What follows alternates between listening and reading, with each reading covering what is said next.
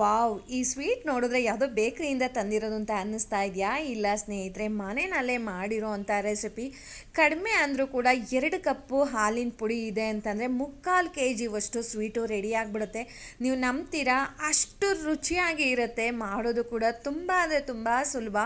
ನೋಡ್ತಾ ಇದ್ದೀರಲ್ವ ಎಷ್ಟು ಚೆನ್ನಾಗಿ ಬಂದಿದೆ ಅಂತ. ತುಂಬ ಅಂದರೆ ತುಂಬ ಚೆನ್ನಾಗಿತ್ತು. ಈ ರೀತಿಯಾಗಿರುವಂಥ ಸ್ವೀಟು ಬೇಕ್ರಿನಲ್ಲೂ ಸಿಗೋಲ್ಲ ಸ್ನೇಹಿತರೆ. ಬನ್ನಿ ಈ ಸೂಪರಾಗಿರುವಂಥ ಡಿಶನ್ನು ಹೇಗೆ ಮಾಡೋದು ನೋಡ್ಕೊಂಡು ಬರೋಣವಾ. ನಾನು ಇಲ್ಲೊಂದು ಪ್ಯಾನ್ ತೊಗೊಂಡಿದ್ದೀನಿ. ಪ್ಯಾನ್ಗೆ ಸುಮಾರು 2 ಕಪ್ಪಷ್ಟು ಹಾಲಿನ ಪುಡಿಯನ್ನು ಹಾಕೋತಾ ಇದ್ದೀನಿ. ಇದಕ್ಕೆ ಅದೇ ಕಪ್ಪು ಮೆಷರ್ಮೆಂಟಲ್ಲಿ 1 ಕಪ್ಪಷ್ಟು ನೀರನ್ನು ಹಾಕ್ಕೊಂಡು ಚೆನ್ನಾಗಿ ಅದನ್ನು ನೀರು ಜೊತೆ ಹೊಂದ್ಕೊಳ್ಳೋ ಥರ ಮಿಕ್ಸ್ ಮಾಡ್ಕೊಳ್ಬೇಕು. ಈ ಥರ ಹ್ಯಾಂಡ್ ಬೀಟರ್ ಇತ್ತು ಅಂತಂದರೆ ಇದರಲ್ಲೇ ಮಾಡ್ಕೊಳ್ಳಿ. ಬೇಗ ಗಂಟೆಲ್ಲ ಸಾಲ್ವ್ ಆಗಿಬಿಡುತ್ತೆ, ಗಂಟೆಲ್ಲ ಕರ್ಗೋಗ್ಬಿಡುತ್ತೆ. ನೋಡಿ, ಈಗ ಆಲ್ಮೋಸ್ಟ್ ಗಂಟೆಲ್ಲ ಕರಗಿದೆ. ಇದಕ್ಕೆ ಮತ್ತೆ ಅರ್ಧ ಕಪ್ಪಷ್ಟು ನೀರನ್ನು ಮಿಕ್ಸ್ ಮಾಡ್ಕೊತೀನಿ. ಅಲ್ಲಿಗೆ 2 ಕಪ್ಪು ಹಾಲಿನ ಪುಡಿಗೆ 1.5 ಕಪ್ಪಷ್ಟು ನಾನು ನೀರನ್ನು ಹಾಕ್ಕೊಂಡಿದ್ದೀನಿ ಸ್ನೇಹಿತರೆ. ಒಂದು ಸಲ ನಾವು ನೀರು 1.5 ಕಪ್ ಹಾಕ್ಕೊಂಡ್ಬಿಟ್ರೆ ಗಂಟೆಲ್ಲ ಕರಗೋದಿಲ್ಲ. ಅದಕ್ಕೆ ಫಸ್ಟ್ 1 ಕಪ್ ಹಾಕ್ಕೊಂಡು ಆಮೇಲೆ ಅರ್ಧ ಕಪ್ಪನ್ನು ಹಾಕ್ಕೊಂಡು ಇದು ಒಂದು ಕುದಿ ಬರೋ ತನಕ ನಾವು ಕಾಯಿಸ್ಕೊಳ್ಬೇಕಾಗತ್ತೆ. ನಾನು ಇವಾಗ ಸ್ಟವನ್ನು ಆನ್ ಮಾಡ್ತಾ ಇರೋದು ಸ್ನೇಹಿತರೆ.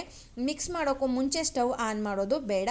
ಒಂದು ಕುದಿ ಬರೋದಕ್ಕೆ ಶುರುವಾಗಿದೆ ಅಂತ ಅಂದಮೇಲೆ ನಾನಿಲ್ಲಿ ಸುಮಾರು 2 ಸ್ಪೂನಷ್ಟು ವಿನೆಗರನ್ನು ಹಾಕ್ತಾ ಇದ್ದೀನಿ. ನಾನಿಲ್ಲಿ ಹಾಲನ್ನು ಒಡಿಸ್ಕೊಬೇಕಾಗತ್ತೆ, ಅದಕ್ಕೆ 2 ಸ್ಪೂನಷ್ಟು ವಿನೆಗರನ್ನು ಹಾಕ್ತಾ ಇದ್ದೀನಿ. ವಿನೆಗರ್ ಇಲ್ಲ ಅಂತ ಹೇಳಿದ್ರೆ 2 ಸ್ಪೂನಷ್ಟು ನಿಂಬೆ ರಸ ಬೇಕಾದರೂ ಹಾಕ್ಕೊಳ್ಬೋದು. ನಾನಿಲ್ಲಿ ವಿನೆಗರ್ ಹಾಕಿದ ಮೇಲೆ ಕೈ ಬಿಡದೇ ಈ ರೀತಿಯಾಗಿ ತಿರುಗಿಸ್ತಾ ಇರಬೇಕು.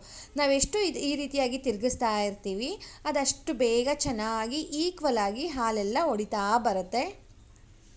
ಇದರಲ್ಲಿ ಪನ್ನೀರ್ ತಕ್ಕೊಳ್ಳೋದು ಸಪ್ರೇಟ್ ಮಾಡೋದು ಏನೂ ಇರಲ್ಲ ಸ್ನೇಹಿತರೆ. ಇದು ಗಟ್ಟಿ ಆಗೋ ತನಕನೂ ಕೂಡ ಇದು ತಳ ಹಿಡಿಯೋ ಚಾನ್ಸಸ್ ತುಂಬ ಇರುತ್ತೆ ಹಾಲಿನ ಪುಡಿ ಆಗಿರೋದ್ರಿಂದ. ಸೊ ಕೈ ಬಿಡ್ದೇ ಈ ರೀತಿಯಾಗಿ ಸೈಡೆಲ್ಲ ನೀಟಾಗಿ ಬಿಡಿಸ್ಕೊಂಡು ಕೆನೆನೆಲ್ಲ ಇದು ಮಾಡಿಕೊಂಡು ನೋಡಿ ಈ ರೀತಿಯಾಗಿ ತಿರುಗಿಸ್ತಾನೇ ಇರಬೇಕು, ಮಿಕ್ಸ್ ಮಾಡ್ತಾನೇ ಇರಬೇಕು ಸ್ನೇಹಿತರೆ. ನೀವೇ ನೋಡ್ತಾ ಇದ್ದೀರಾ ಅಲ್ವಾ, ಈ ರೀತಿಯಾಗಿ ಸ್ವಲ್ಪ ಸ್ವಲ್ಪನೇ ಅದು ಹೊಡಿತಾ ಬರುತ್ತೆ. ತುಂಬ ಚೆನ್ನಾಗಿರುತ್ತೆ. ಇದನ್ನು ಒಡಿಸಿ ಮಾಡೋದ್ರಿಂದ ಈ ಥರ ಪನ್ನೀರ್ ಥರ ಮಾಡೋದ್ರಿಂದ ನೀವು ಪನ್ನೀರಲ್ಲಿ ಮಾಡಿದ್ರೆ ಇಷ್ಟು ಚೆನ್ನಾಗಿ ಬರೋದಿಲ್ಲ ಇದು ಸ್ವೀಟು. ಸೊ ಹಾಲಿನ ಪುಡಿನಲ್ಲೇ ಮಾಡಬೇಕು. ನೋಡಿ, ಈಗ ಆಲ್ಮೋಸ್ಟ್ ಗಟ್ಟಿ ಹಾಕ್ತಾ ಕೂಡ ಬಂದಿದೆ, ನಿಮಗೆ ಕಾಣ್ತಾ ಇದೆ, ನೋಡ್ತಾ ಇದ್ದೀರಾ ನೋಡಿ. ಕೈಗೆಲ್ಲ ಸಿಡಿತಾ ಇರುತ್ತೆ. ಆದಷ್ಟು ಸ್ವಲ್ಪ ಲೋ ಫ್ಲೇಮ್ನಲ್ಲಿ ಇಟ್ಕೊಂಡು ಗಟ್ಟಿ ಆಗೋ ತನಕ ಲೋ ಫ್ಲೇಮ್ನಲ್ಲೇ ಮಾಡ್ಕೊಳ್ಳಿ. ಆ ನೀರಿನ ಅಂಶ ಎಲ್ಲ ಹೋಗ್ಬಿಡ್ಬೇಕು ಸ್ನೇಹಿತರೆ. ಅಲ್ಲಿ ತನಕ ನಾವು ಈ ರೀತಿಯಾಗಿ ಮಿಕ್ಸ್ ಮಾಡ್ಕೊತಾ ಹಿಂಗೆ ತಿರುಗಿಸ್ತಾನೆ ಇರಬೇಕಾಗತ್ತೆ. ಇದೊಂದು 3/4 ಭಾಗ ಆಗಿದೆ ಅಂತ ಗೊತ್ತಾದ ಮೇಲೆ ನಾವು ಇದಕ್ಕೆ ಸಕ್ಕರೆ ಹಾಕಬೇಕಾಗತ್ತೆ. ಅದನ್ನು ಮುಂದೆ ಹೇಳ್ತಾ ಹೋಗ್ತೀನಿ. ಬಟ್ ಇದನ್ನು ನೋಡಿ ಈ ರೀತಿಯಾಗಿ ಮಾಡ್ತಾ ಹೋಗಬೇಕು, ಎಲ್ಲೂ ಕೂಡ ಕೈ ಬಿಡೋದಕ್ಕೆ ಹೋಗಬೇಡಿ. ಈ ಟೈಮ್ನಲ್ಲಿ ನೋಡಿ ಒಂದು 3/4 ಭಾಗ ರೆಡಿ ಆಗಿಬಿಟ್ಟಿದೆ. ಈ ಟೈಮ್ನಲ್ಲಿ ನಾನು ಇದಕ್ಕೆ 1 ಕಪ್ಪಷ್ಟು ನಾನು ಇಲ್ಲಿ ಸಕ್ಕರೆಯನ್ನು ಹಾಕ್ಕೊಂಡಿದ್ದೀನಿ.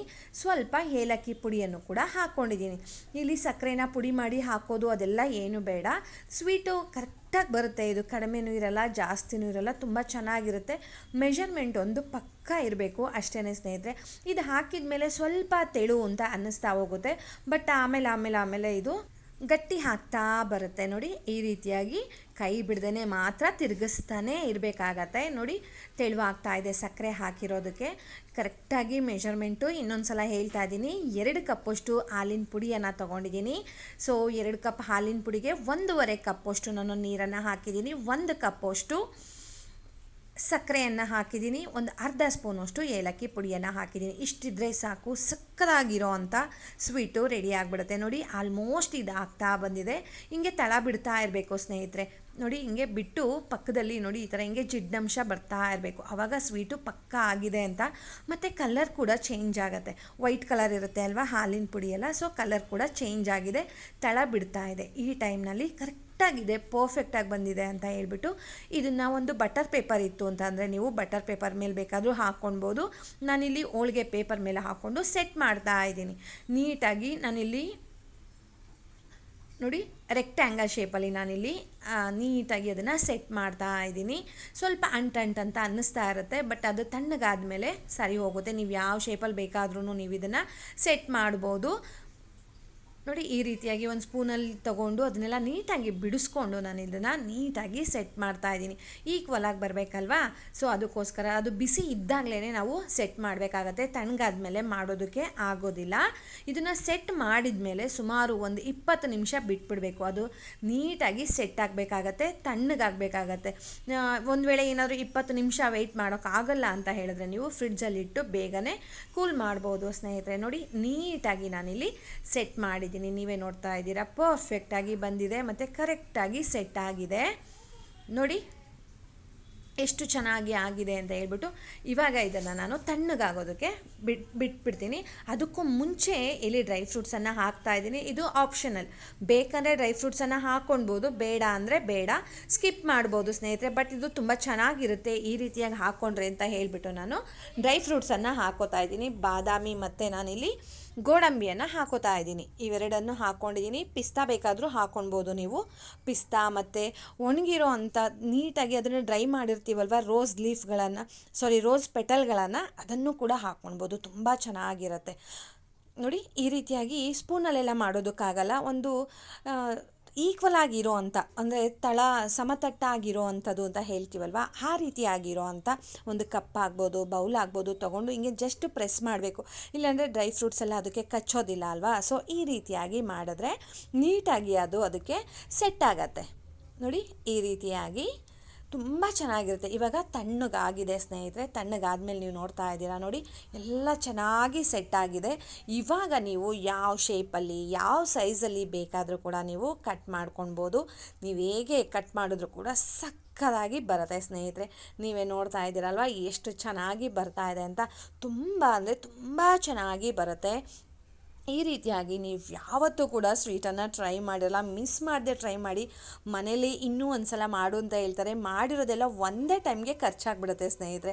ಅಷ್ಟು ಅದ್ಭುತವಾಗಿರುತ್ತೆ ಇರೋ ಅಂಥದ್ದು ಅಂತ ಹೇಳ್ತೀವಲ್ವ, ಆ ರೀತಿಯಾಗಿರೋ ಅಂಥ ಒಂದು ಕಪ್ ಆಗ್ಬೋದು, ಬೌಲ್ ಆಗ್ಬೋದು ತೊಗೊಂಡು ಹಿಂಗೆ ಜಸ್ಟ್ ಪ್ರೆಸ್ ಮಾಡಬೇಕು. ಇಲ್ಲಾಂದರೆ ಡ್ರೈ ಫ್ರೂಟ್ಸ್ ಎಲ್ಲ ಅದಕ್ಕೆ ಕಚ್ಚೋದಿಲ್ಲ ಅಲ್ವಾ. ಸೊ ಈ ರೀತಿಯಾಗಿ ಮಾಡಿದ್ರೆ ನೀಟಾಗಿ ಅದು ಅದಕ್ಕೆ ಸೆಟ್ ಆಗತ್ತೆ.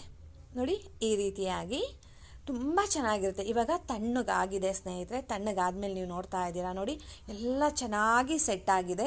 ಇವಾಗ ನೀವು ಯಾವ ಶೇಪಲ್ಲಿ ಯಾವ ಸೈಜಲ್ಲಿ ಬೇಕಾದರೂ ಕೂಡ ನೀವು ಕಟ್ ಮಾಡ್ಕೊಳ್ಬೋದು. ನೀವು ಹೇಗೆ ಕಟ್ ಮಾಡಿದ್ರೂ ಕೂಡ ಸಕ್ಕತ್ತಾಗಿ ಬರುತ್ತೆ ಸ್ನೇಹಿತರೆ. ನೀವೇ ನೋಡ್ತಾ ಇದ್ದೀರಲ್ವ ಎಷ್ಟು ಚೆನ್ನಾಗಿ ಬರ್ತಾ ಇದೆ ಅಂತ. ತುಂಬ ಅಂದರೆ ತುಂಬ ಚೆನ್ನಾಗಿ ಬರುತ್ತೆ. ಈ ರೀತಿಯಾಗಿ ನೀವು ಯಾವತ್ತೂ ಕೂಡ ಸ್ವೀಟನ್ನು ಟ್ರೈ ಮಾಡಿರಲ್ಲ, ಮಿಸ್ ಮಾಡದೆ ಟ್ರೈ ಮಾಡಿ. ಮನೇಲಿ ಇನ್ನೂ ಒಂದು ಸಲ ಮಾಡು ಅಂತ ಹೇಳ್ತಾರೆ, ಮಾಡಿರೋದೆಲ್ಲ ಒಂದೇ ಟೈಮ್ಗೆ ಖರ್ಚಾಗ್ಬಿಡುತ್ತೆ ಸ್ನೇಹಿತರೆ. ಅಷ್ಟು ಅದ್ಭುತವಾಗಿರುತ್ತೆ ರುಚಿ. ಈ ಥರ ಸ್ವೀಟು ನಾನು ಹೇಳಿದಾಗೆ ಎಲ್ಲೂ ಕೂಡ ಸಿಗೋದಿಲ್ಲ. ನಾವು ಹೋಮ್ ಮೇಡ್ ಮನೇಲಿ ಮಾಡಿರ್ತೀವಲ್ವ, ಆ ಖುಷಿನೇ ಬೇರೆ, ಆ ಟೇಸ್ಟೇ ಬೇರೆ. ಮತ್ತು ಎಷ್ಟು ತಿಂದರೂ ಕೂಡ ಏನೂ ಆಗೋದಿಲ್ಲ, ತುಂಬ ಚೆನ್ನಾಗಿರುತ್ತೆ. ನೋಡಿ ನಾನು ಈ ರೀತಿಯಾಗಿ ಕಟ್ ಮಾಡಿದ್ದೀನಿ, ನೋಡ್ತಾ ಇರ್ಬೋದು ಎಷ್ಟು ಚೆನ್ನಾಗಿ ಬಂದಿದೆ ಅಂತ. ತುಂಬ ಅಂದರೆ ತುಂಬ ಚೆನ್ನಾಗಿರುತ್ತೆ. ಒಂದು ಪೀಸ್ ತಿಂದ್ಬಿಟ್ಟು ಸುಮ್ಮನಾಗೋಣ ಅಂತ ಅನ್ನೋ ಹಾಗೇ ಇಲ್ಲ. ನಾವು ಇದನ್ನು ಕಡಿಮೆ ಅಂದರೂ ಕೂಡ 2 ಪೀಸು 3 ಪೀಸು ಬೇಕಾಗತ್ತೆ ಸ್ನೇಹಿತರೆ ಇದಕ್ಕೆ, ಯಾಕಂದರೆ ಅಷ್ಟು ಚೆನ್ನಾಗಿರುತ್ತೆ, ರುಚಿಯಾಗಿ ಇರುತ್ತೆ. ನೋಡಿ ತುಂಬ ಚೆನ್ನಾಗಿದೆ, ಕಲರ್ಫುಲ್ಲಾಗಿ ಬಂದಿದೆ, ರುಚಿನೂ ಕೂಡ ಅದ್ಭುತವಾಗಿರುತ್ತೆ. ಯಾರೆಲ್ಲ ಈ ರೆಸಿಪಿಯನ್ನು ಟ್ರೈ ಮಾಡ್ತೀರಾ ಮಿಸ್ ಮಾಡದೆ ನನಗೆ ಕಮೆಂಟ್ ಮಾಡಿ ಹೇಗೆ ಬಂತು ಅಂತ. ನನಗಂತೂ ತುಂಬ ಅಂದರೆ ತುಂಬ ಖುಷಿಯಾಯಿತು. ಸ್ವೀಟು ಕೂಡ ಅಷ್ಟೇ ತುಂಬ ಚೆನ್ನಾಗಿ ಬಂದಿತ್ತು ಸ್ನೇಹಿತರೆ. ಹೋಗಿ ಬರಲಾ? ಬಾಯ್ ಸ್ನೇಹಿತರೆ, ನಮಸ್ತೆ.